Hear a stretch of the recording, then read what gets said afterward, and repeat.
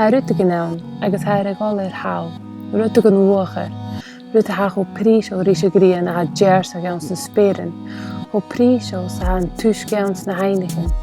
Lik sin gíchine, ha sin gíchine gevéel an doin a bhí an seoir an únig mana saite na síne.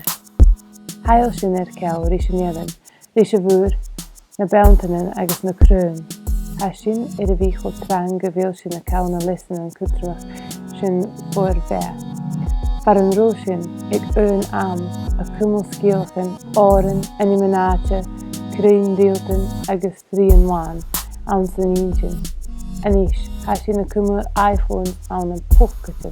Far an ró a clownain, a réirí tuve chlatí, a tó go murach, a brein galig agus a garis na helm vara. Anis bí a choid scálan agus iPad, hail sin ar ceall í cach a chéile agus rísin an Belgium. A úr dar a chuir sin steachta ar wachan amach, a chréinech na géimi sin fan jerin. Ba sin ceilta rís agus an úra rís na rain agus na títe le ar chlán ga lenach. Iad a gíimsach is bhuan.